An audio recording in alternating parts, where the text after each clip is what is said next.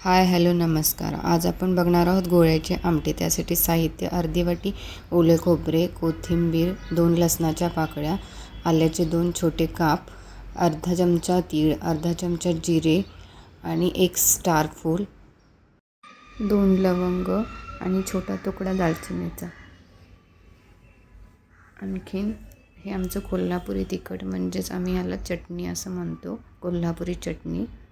आणि अर्धी वाटी हरभऱ्याची डाळ 4 तास पाण्यामध्ये भिजवून घेतलेली आहे.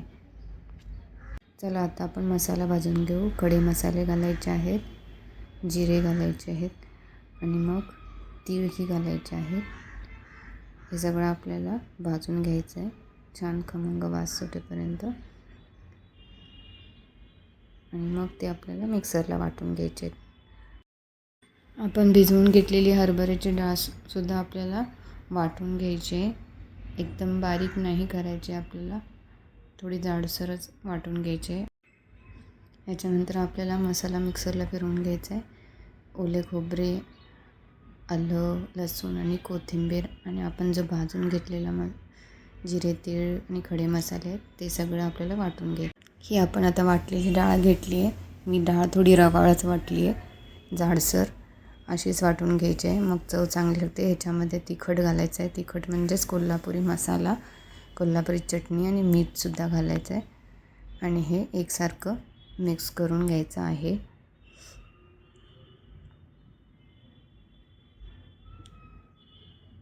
हे आता आपल्याला तळून घ्यायचं आहे. छोटे छोटे गोळे टाकायचे आहेत. एकदम असा गोलाकार आकार नाही करायचा आहे. ओबडधोबडच आपल्याला हे गोळे असे तळून घ्यायचे आहेत.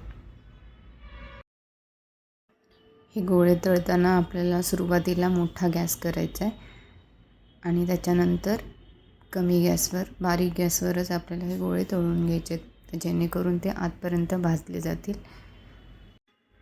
अशाच रंगावर आपल्याला सगळे गोळे तळून घ्यायचे आहेत. आमटीला फोडणीसाठी आपण तेल घ्यायचं आहे. तेल थोडं चळच घ्यायचं आहे. ह्याच्यामध्ये आपल्याला मोहरी टाकायची आहे. मोहरी तडतडू द्यायची. मोहरी तडतडल्यानंतर त्याच्यामध्ये आपल्याला कढीपत्ता टाकायचा आहे. थोडीशी हिंग टाकते. एक लसणाची पाकळी चेचून घेतली, ती टाकते फोडणीला. लसूण भाजेपर्यंत परतून घ्यायचं आहे. त्याच्यानंतर आपल्याला चिमूटभर हळद टाकायचे. हळद भाजू द्यायचे आणि आपल्याला चटणी घालायची आहे 2 चमचे. तुमच्या आवडीनुसार तिखट तुम्ही करू शकता.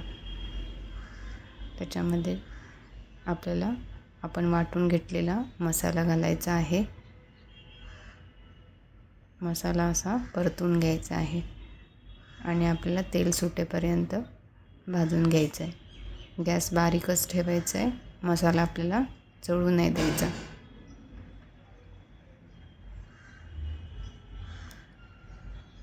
एखादा मिनिट हे परतून घ्यायचं आहे. बघा, ह्याला तेल सुटलं आहे. साईडला मी गरम पाणी करायला ठेवलं आहे आणि आपल्याला ह्याच्यामध्ये गरम पाणी घालायचं आहे.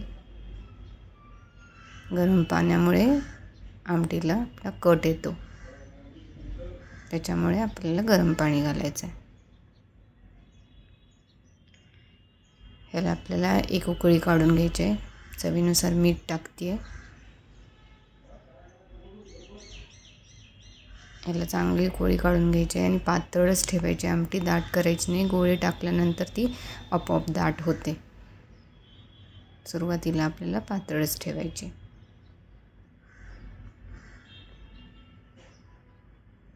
उकळी येते. आता आपल्याला याच्यामध्ये आता गोळे टाकायचे आहेत.